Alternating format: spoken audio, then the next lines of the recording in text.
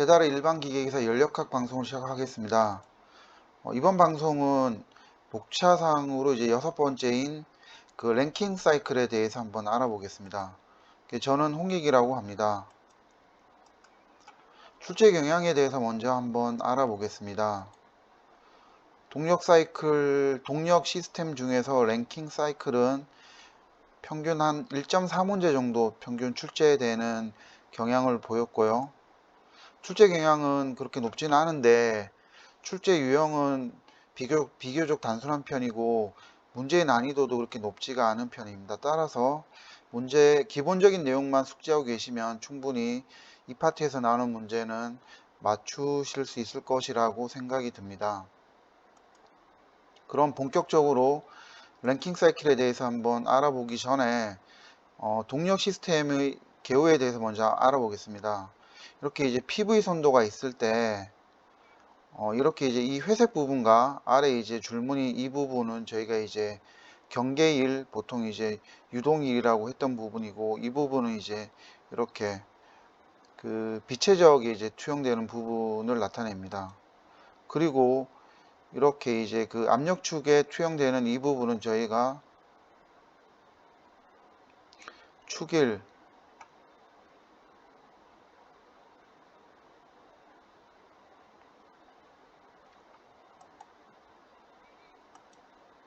그럼 동력 시스템의 개요에 대해서 한번 같이 알아보겠습니다.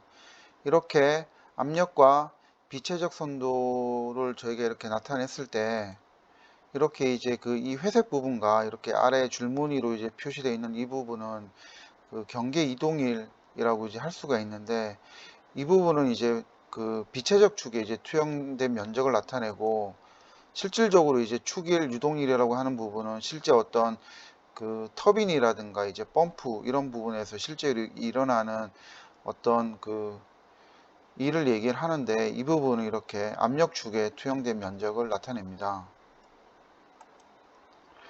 그리고 이제 본격적으로 이제 수업을 하기 전에 우리가 어떤 사이클에 대해서 발생되는 네트 일에 대해서 한번 먼저 알아보겠습니다. 이렇게 그 압력 비체적 선도에서 이렇게 사이클이 1번, 2번, 3번, 4번 다시 이제 1번으로 오는 이런 그 사이클로 이렇게 개가 움직이고 있다고 했을 때 저희가 알아보는 이제 축일, 유동일에 대한 부분은 저희가 이제 1번에서 2번, 그 다음에 2번에서 3번 이런 식으로 이제 저희가 이렇게 정리를 할 수가 있습니다. 그랬을 때 이렇게 저희가 이제 이렇게 되는 걸 저희가 알 수가 있고요. 그 다음에 이제 그 경계 이동일에 대해서 이제 똑같이 정리를 하면은 저희가 이렇게 정리를 할 수가 있습니다.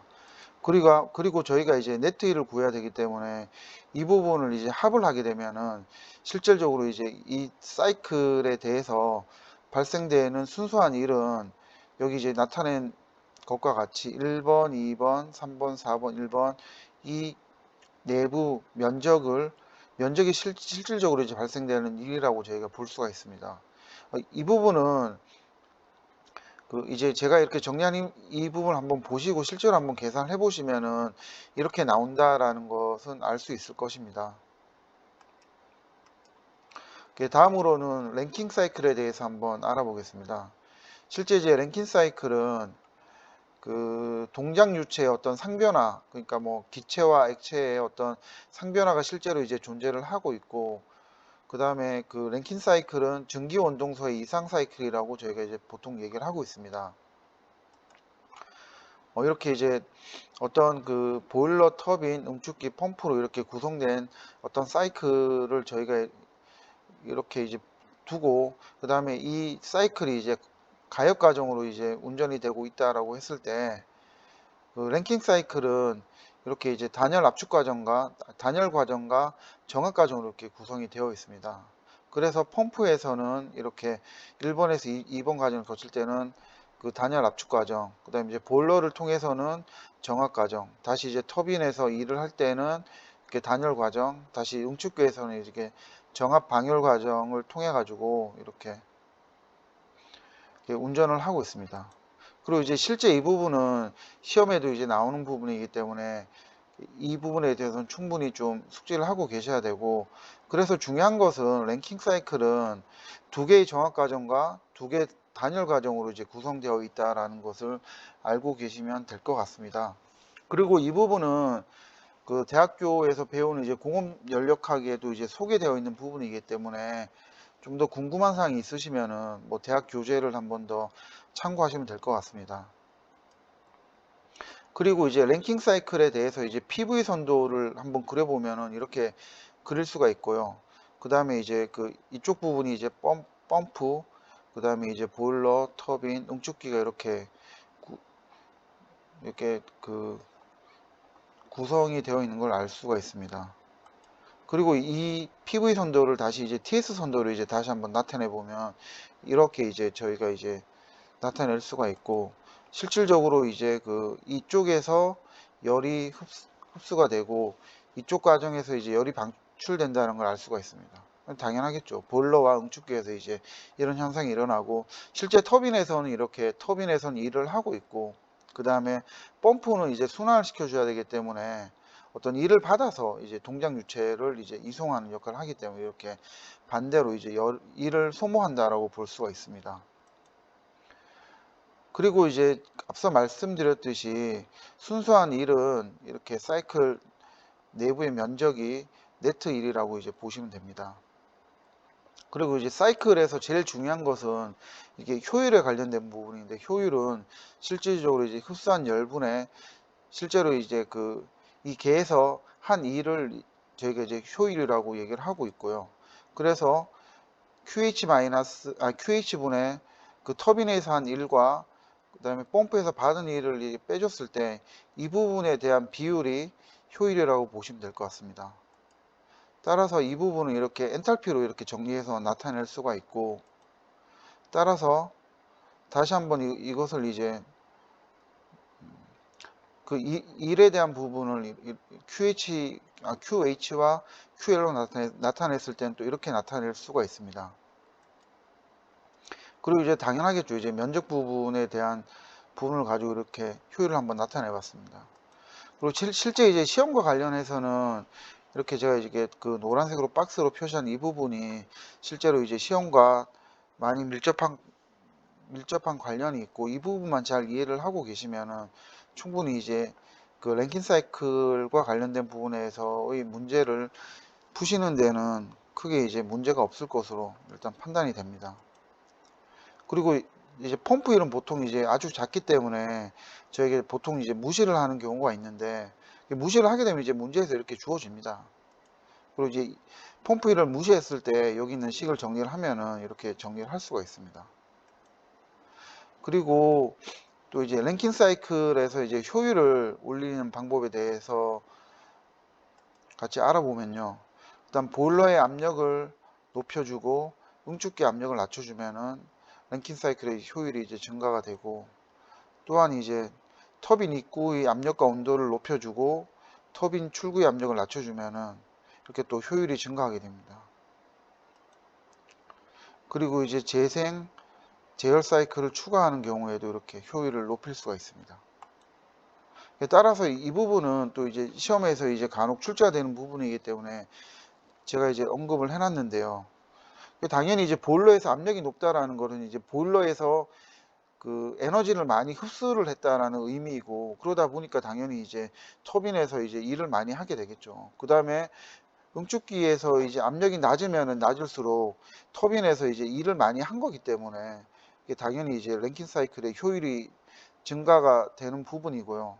그 다음에 터빈 입구의 압력과 온도가 당연히 이제 높아야지만 터빈이 이제 그 많은 일을 하게 될 거고, 이게 상대적으로 이제 터빈 출구에서는 압력만 낮아야 된다고 그럽니다. 왜냐하면은 온도까지 낮아져 버리면은 건도가 이제 떨어지게 되고, 그렇게 됐을 경우에는 그 수분에 의한 이제 그 터빈의 이제 마찰 일에 대한 손실 부분이 이제 커지기 때문에 따라서 이제 그 건도는 높게 유지를 해 줘야 될 필요가 있습니다.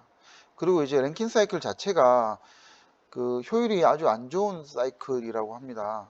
그래서 이 랭킹 사이클의 효율을 올려주기 위해서는 이렇게 제열 또는 이제 재생 장치를 추가를 해서 이렇게 사이클의 효율을 올려주는 방법이 또한 있습니다. 기출 문제를 한번 같이 풀어보겠습니다. 랭킹 사이클에서 이렇게 터빈에서 발생하는 일을 구하는 문제인데요. 실제로 이제 터빈은 여기 3번에서 4번 과정이 이제 터빈에서 이제 일어나는 과정이고, 그랬을 때 이제 터빈에 발생하는 일은 3번 상태의 엔탈피에서 4번 상태의 엔탈피를 빼주면 됩니다.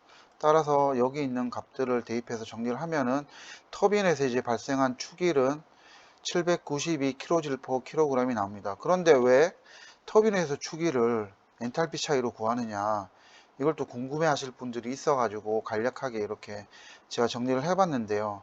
실제로 델 Q는 du 플러스 pdv 또는 dh-vdp로 나타낼 수가 있습니다. 여기 v가 아니라 u인데 제가 이렇게 오타가 좀 있었습니다. 이해 좀 해주시기 바랍니다.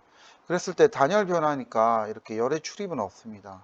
따라서 이렇게 dh는 v mu dp로 나타낼 수가 있는데 u dp가 뭡니까? 결국은 축일이죠. 따라서 축일은 이렇게 dh로 나타낼 수가 있고, 따라서 축일은 이렇게 엔탈피 차이로 나타낼 수 있다라는 걸 간략하게 제가 설명드렸습니다. 그리고 이번에는 효율을 구하는 문제입니다. 효율은 이렇게 그 흡수한 열량분에 이렇게 계에서 한 일을 순수한 일을 이렇게 순수한 일의 비율을 이렇게 효율로 이렇게 나타낼 수가 있는데요. 그러면은 순일은 어떻게 되느냐, 이렇게 5번 6번 가정에서 터빈이 한 일에서 1번에서 2번 가정으로 가면서 펌프가 실제로 이제 외부에서 받은 일을 빼주면 이렇게 됩니다. 그랬을 때 이렇게 정리를 해보면은 이렇게 터빈과 펌프에서 발생한 축이는 이렇게 엔탈피 차이 이렇게 나타낼 수가 있고, 그 다음에 이렇게 2번에서 이렇게 5번 가정으로 가면서 이렇게 사이클이 흡수한 열량 이렇게 또한 엔탈피 차이 이렇게 나타낼 수가 있습니다. 그랬을 때 여기 주어진 값들을 이렇게 대입을 하면 이렇게 되고, 이걸 계산을 하면은 약 39% 정도가 나오는데, 정합 변화에서는 왜 이렇게 또 엔탈피 차이로 나타내느냐, 이걸 궁금해 하실 분들이 있어 가지고 간략하게 제가 정리를 해 봤는데요. 델 Q는 앞서와 같이 du 플러스 pd nu 또는 dh-nu dp로 이렇게 나타낼 수가 있는데, 정합 변화니까 이렇게 dp가 이제 0이 되겠죠. 따라서 이렇게 정합 변화에서 흡수한 열량은 그렇구나, 엔탈피 차이로 이렇게 나타낼 수가 있구나. 그래서 이렇게 흡수한 열량을 이렇게 엔탈피에 관한 식으로 이렇게 정리를 할 수 있다는 걸 알 수가 있습니다. 쉽죠? 다음 문제 한번 같이 풀어보겠습니다. 이 문제는 이렇게 어떤 터빈으로 이렇게 수증기가 이렇게 들어가고 있고요. 출구에서는 이렇게 100kPa, 100m/s의 속도로 이렇게 나오고 있습니다. 그랬을 때 터빈을 총괄하는 수증기 1kg당 출력일은 얼마가 되느냐, 이렇게 물어보는 문제인데요. 이렇게 입구 쪽에서 이렇게 관련된 이렇게 비엔탈피, 비엔트로피는 이렇게 나와 있고, 출구 쪽에 관련된 것은 이렇게 여기 나와 있습니다. 그랬을 때 이걸 저희가 TS 선도로 나타내면은 이렇게 입구와 이렇게 출구로 이렇게 저희가 이렇게 표시를 할 수가 있는데요. 그러면 이 부분이 여기가 될 거고, 이 부분이 여기가 되는데, 이번 상태의 어떤 물성치는 이렇게 되겠죠. 그랬을 때 S2에 대한 S2에 대한 2번 상태에 대한 엔트로피를 S2라고 그랬을 때 S2를 저희가 구해보면 이렇게 됩니다. 이 건도를 저희가 이제 모르니까 X라고 했을 때 2번 상태의 건도에 여기 2번 상태의 포화 중계에 대한 엔트로피를 이렇게 곱해주면 되고, 그 다음에 이제 포화액은 건도를 뺀 나머지가 이제 액체에 대한 어떤 차지하는 비율이 되니까 1-x라고 이렇게 표현을 하면 됩니다. 그런데 여기 이제 터빈은 여기 이제 그림 선도에 TS 선도에도 제가 이제 나타냈는데 이렇게 등 엔트로피 과정입니다. 따라서 그 1번 상태의 엔트로피나 2번 상태의 엔트로피나 동일합니다. 따라서 S2는 S1이랑 똑같겠죠. S1은 여기 이제 6.7663이니까 저희가 이제 이식을 정리를 하게 되면 여기 나와 있는 값들을 대입을 하고 이렇게 식을 정리를 하게 되면 이제 건도를 구할 수가 있는데 이렇게 건도를 계산해 보면은 건도 X는 0.902 정도가 됩니다. 따라서 이렇게 출구에서의 엔트로피를 저희가 이제 구할 수가 있는데요.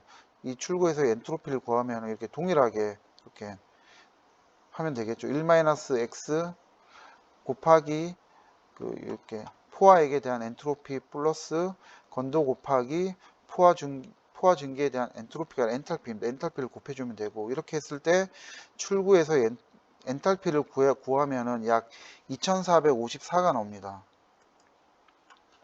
따라서 이제 터빈에서의 일은 1번 상태의 엔트로피와 2번 상태의 1번 상태의 엔탈피와 2번 상태의 엔탈피의 차가 이제 결국은 그 터빈에서 1이 되므로 이렇게 저희가 계산을 하면은 약 569.33kJ/kg이 나오게 됩니다. 실질적으로 이렇게 엄청 복잡해 보이고 이렇게 표가 있다 보니까 좀 어려워 보일 수도 있는데 실질적으로 이제 문제를 이렇게 풀이 과정을 한번 살펴보면은 그렇게 이제 어려운 문제는 아니다라는 거는 알 수가 있고 이렇게 난이도가 그렇게 높은 문제는 아니니까 충분히 이제 개념만 잘 잡고 있으면은 풀 수 있는 문제니까 뭐 한번 혼자서 한번 풀어 보시기 바랍니다. 그리고 이렇게 랭킹 사이클에서의 뭐 이렇게 되어 있었을 때 펌프가 실제로 한 일은 아니고 이제 펌프가 이렇게 받아서 이렇게 한 일을 얘기하는 거겠죠. 그랬을 때 펌프의 일은 그 엔탈피 차이로 이렇게 나타낼 수가 있고요. 델 Q 플러스 mu dp로 이렇게 나타낼 수가 있습니다. 그랬을 때 그 단열 과정이니까 이렇게 그 델 Q는 이제 제로가 되고 이렇게 했을 때 그 비체적 곱하기 출구에서의 압력 마이너스 입구에서 압력으로 이렇게 나타낼 수가 있습니다. 따라서 여기 주어진 값들을 대입해서 정리를 하게 되면은 실제로 이제 펌프가 한 일은 이렇게 4.9kJ/kg이 됩니다.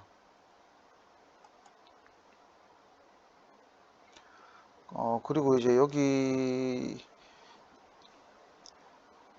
이게 단위 킬로그램당 참 1이니까 여기다 이제 실제로 이제 물 1kg이 이렇게 공급이 됐으니까 이렇게 계산하게 되면 이제 펌프의 일은 4.9kJ이 되겠죠. 그 다음에 이제 두 번째 문제는 보일러 입구 압력이 이렇게 되고 응축기의 압력이 이렇게 될 때 펌프가 수행한 일은 얼마냐, 그리고 물의 비체적은 이렇게 된다고 했습니다. 그래서 여기 앞에 나와 있는 이 식을 이제 그대로 이제 이걸 그대로 이용을 하면 되겠죠. 그래서 계산을 하게 되면은 약 9.79 kJ/kg입니다. 이런 문제도 이제 간혹 출제가 되기 때문에 뭐 기본적인 개념만 알고 계시면 충분히 풀 수 있을 것이라 판단이 됩니다. 다음 문제 한번 같이 풀어보겠습니다. 랭킹 사이클에서 그 출구 엔탈피는 이렇게 되고요. 응축기의 그 방열량은 이렇게 되고 펌프 출구의 엔탈피는 이렇게 되고 보일러 가열량은 이렇게 될 때 이 사이클의 출력이는 얼마가 되느냐 이렇게 물어보는 문제인데 실제로 이제 네트 1은 이렇게 고열원에서 흡수한 열량에서 저열원으로 방출한 열량의 차로 이렇게 또 표현을 할 수가 있습니다. 그렇게 했을 때 여기 이제 주어진 필요한 값을 대입해서 정리를 하게 되면은 실제로 이제 그 사이클에서 한 1은 210kJ/kg이 된다. 이렇게 어려운 문제가 아니니까 이것도 개념만 잘 잡고 계시면은 충분히 풀 수 있습니다. 그리고 이제 이 부분은 뭐 개념만 충분히 잡고 있으면 이제 풀 수 있는 문제인데요. 한번 풀어보겠습니다. 여기에서 이제 보일러의 효율을 구하는 문제네요. 그러면 이제 그 문제를 보면은 이제 실제로 이제 그 시간당 그 38만 kg 이제 물이 공급이 되고 있고, 그 다음에 실제로 이제 이 보일러의 발열량이 32,000kJ인 석탄이 시간당 그 34,000kg이 이제 공급이 되고 있습니다. 그러면은 그 석탄이 공급하는 열량은 시간당 32,000 석탄이 공급한 열량은 이제 32,000kJ/kg이고 시간당 이렇게 공급이 되고 있으니까 이걸 계산을 하게 되면은 이렇게 1088 곱하기 kJ per 시간이 되겠네요. 이렇게 단위가 조금 빠져 있는데 이 부분은 조금 이해를 해 주시기 바랍니다.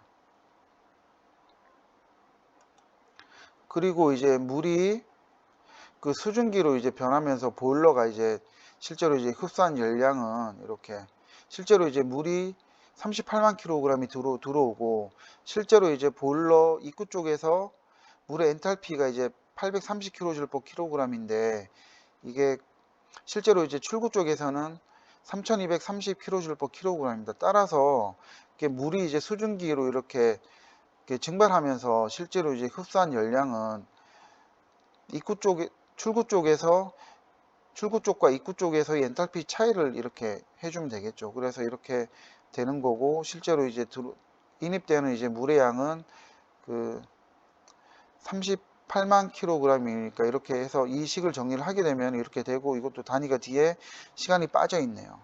그리고 이제 그 효율은 어떻게 실질적으로 이제 석탄이 공급한 열량분의 실제 보일러에서 이제 물이 흡수한 열량이 되겠죠. 그렇게 해서 계산을 하게 되면은 약 83.8%가 나옵니다. 그리고 이 부분도 좀 개념을 잘 생각하면 충분히 이제 풀 수 있는 문제이기 때문에 그렇게 어려운 문제는 아니다. 이렇게 말씀을 드리겠습니다. 그리고 이제 이 부분은 이제 보일러에 이제 공급되는 열량이 얼마나 되느냐 이렇게 물어보는 문제인데 이 문제만 딱 던지면은 이 문제를 어떻게 풀어야 될지 이렇게 잘 개념을 좀 잡기 힘들 수가 있습니다. 그런데 우리가 이제 그 연력학에서 보일러는 이제 저희가 이제 전기 원동소에서도 이제 저희가 이제 보일러는 정압 과정으로 이제 기동을 한다고 저희가 이제 말씀을 드렸는데 보일러는 이제 정압 과정을 기본으로 해서 이제 해석을 해주시면 됩니다. 따라서 보일러가 이제 흡수한 열량 ΔQ는 DH-UDP가 되고 이게 결국은 이제 정압 과정이니까 이제 이 부분이 날아가겠죠. 그래서 DH가 됩니다. 따라서 이렇게 ΔQ는 그 질량 유량 곱하기 출구 쪽의 엔탈피 마이너스 입구 쪽의 엔탈피, 출구 쪽에서 입구 쪽의 엔탈피를 이렇게 빼주면 됩니다.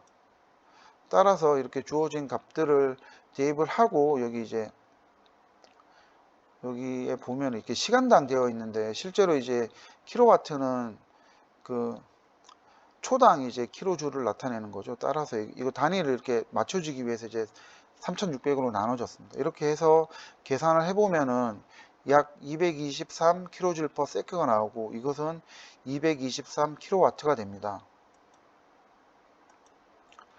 그리고 이제 제열 사이클에 대한 부분인데 제열 사이클은 저압부의 이제 그 습분 그러니까 이제 건도를 높이기 위해서 이제 그 제열 사이클을 만들었고 실질적으로 이제 그 랭킹 사이클 자체가 이제 그렇게 이제 효율이 좋은 사이클이 아니다 보니까 뭐 그런 부분도 이제 같이 개선하기 위해서 재열, 뭐 재생 사이클 이런 부분이 나오게 된 것입니다. 그래서 이제 사이클은 이렇게 그 구성이 되어 있고요. 그 말 그대로 이제 재열이라는 게 한 번 더 데워준다는 얘기겠죠. 그래서 보일러를 통해 가지고 이렇게 터빈으로 1차 터빈으로 가서 이렇게 나온 그 습증기를 한 번 더 데워 가지고 이렇게 보일러를 한번 다시 보내주고 이렇게 사이클을 돌리다 보니까 원래 이제 그냥 3번에서 이렇게 바로 내려왔을 때보다는 이렇게 이제 건도를 좀 높여줄 수가 있겠죠. 그래서 이렇게 TS 선도로 나타냈을 때는 이렇게 나타낼 수가 있고 실질적으로 이렇게 열은 이렇게 2번, 3번 과정에서 한 번 더 열을 흡수를 하게 되고 이렇게 4번, 5번 보일러 4번, 5번 과정을 통해서 또 이렇게 고열원에서 한 번 더 열을 흡수하게 됩니다. 그리고 이제 이렇게 응축기에서 이렇게 이렇게 열을 이렇게 방출하게 되고요. HS 선도로 이렇게 나타내게 되면 뭐 이렇게 나타낼 수 있다라는 거 참고로 한번 보시기 바랍니다. 그리고 이제 랭킹 사이클보다 이렇게 여기 이 부분, 이 면적 있잖아요. 이 면적만큼 이렇게 출력기를 좀 더 크게 가져갈 수가 있다. 이렇게 뭐 기본적으로 이렇게 선도를 보면은 충분히 이해가 가능한 부분입니다.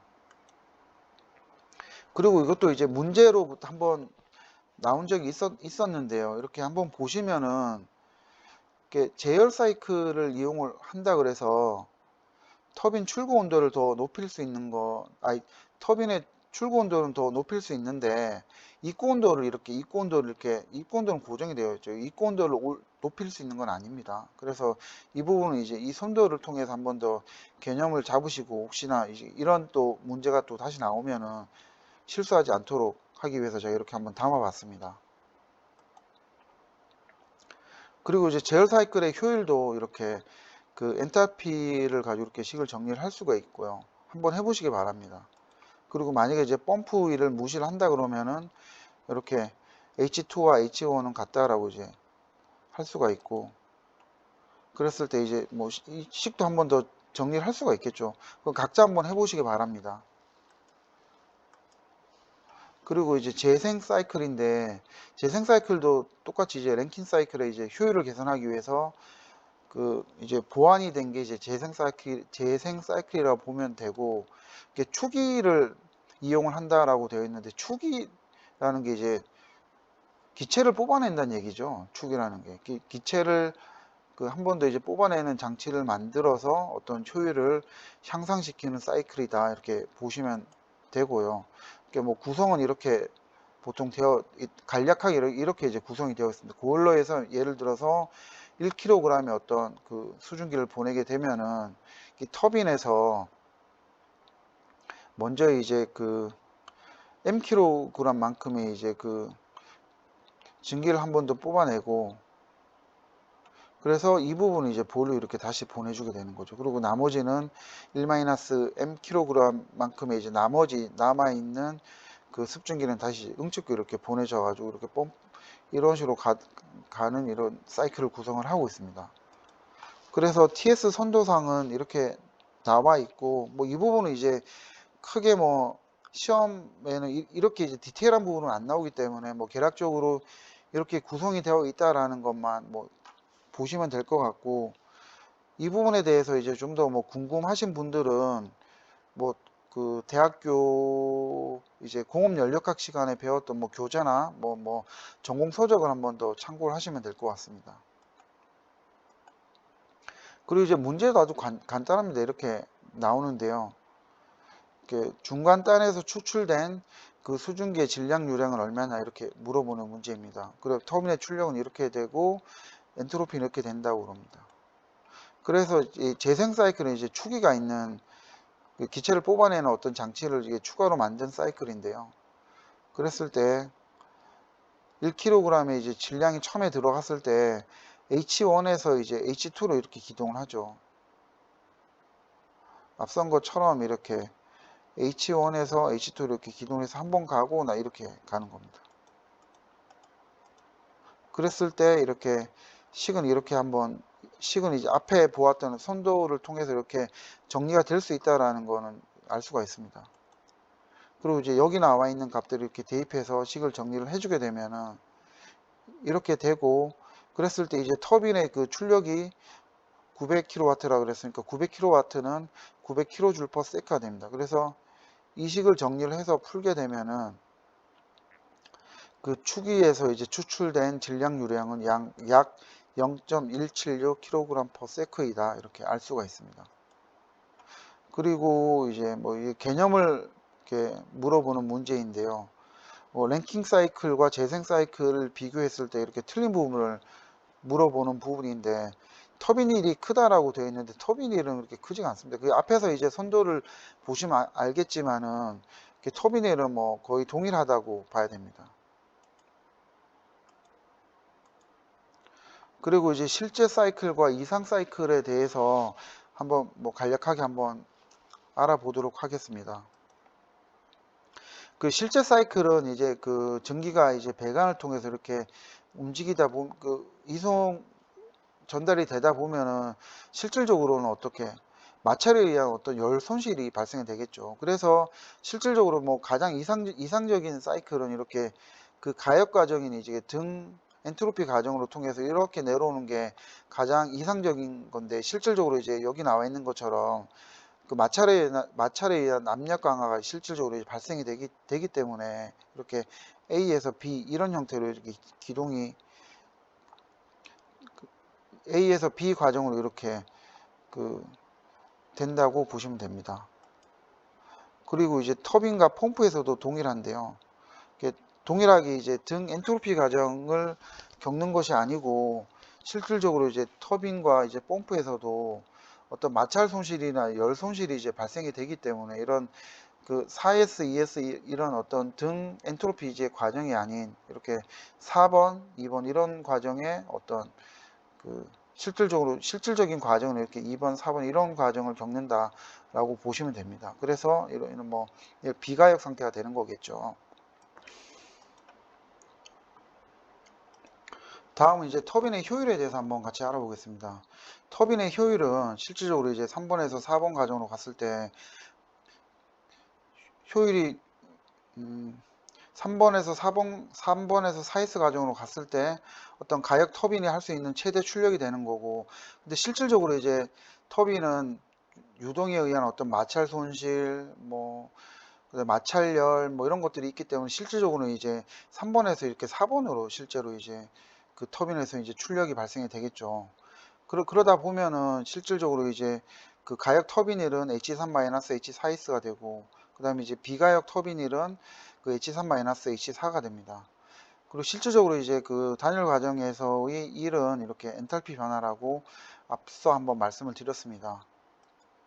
그렇게 했을 때 그 이렇게 CP 정압비열의 그 터빈은 이렇게 그 정압비열에 관련된 그 엔탈피는 이렇게 CP의 그 DT로 이렇게 나타내 그렇죠. 엔탈피는 정압비열 곱하기 이제 온도로 이렇게 나타낼 수가 있습니다. 제가 순간적으로 착각을 해가지고 말이 좀 꼬였습니다. 이해하시기 바랍니다. 그리고 이제 펌프의 효율 같은 경우는 실질적으로 이제 그 1에서 2S 과정까지 갔을 때 실질적으로 이제 가장 작은 일을 투입을 하고 저희가 이제 원하는 어떤 그 효과를 얻을 수가 있는데, 실질적으로 이제 펌프도 어떤 그 손실이 발생이 되기 때문에 1번에서 이제 2번으로 이렇게 가게 되는 거고요. 실질적으로 이제 일이 더 우리가 이제 이상적인 일보다는 더 많은 일이 들어가겠죠. 그래서 비가역 펌프 1분의 가역 펌프 1이 되는 거고, 그렇게 했을 때 정리를 하면 이렇게 됩니다. 그리고 동일하게 이렇게 정리를 할 수가 있겠죠. 그리고 이제 여기서 이제 제가 말씀드리고 싶은 거는, 이걸 이제 무조건 공식으로 외우다 보면은 나중에 이제 헷갈리게 됩니다. 이게 가역이 어떨 때는 이제 가역이 밑에 가고 어떨 때는 비가역이 밑에 가고 왜 이런 거야, 이렇게 이해를 하게 되는데, 실질적으로 이제 효율이라는 거는 이렇게 항상 1보다 작은 값이 나와야 되겠죠. 그러다 보니까 펌프에서는 실제로 이제 가역일보다는 비가역일이 더 큽니다. 그래서 이제 비가역일이 이제 밑에 온다고 보시면 되고, 터빈에서는 당연히 이제 그 터빈의 가역 터빈일이 훨씬 더 이제 출력이 크게 나오겠죠. 그러다 보니까 이제 가역 터빈일분의 비가역 터빈일로 이렇게 나타내면 됩니다. 아시겠죠? 그래서 터빈의 효율에 대해서 맞는 것은 앞서 이제 말씀드렸듯이 이렇게 1번입니다. 이게 나오시면 맞춰야 됩니다. 이런 부분은. 그 다음에 터빈은 가역, 단열, 팽창 과정을 한다. 앞에서 이제 말씀드렸던 부분이죠. 그래서 등 엔트로피다.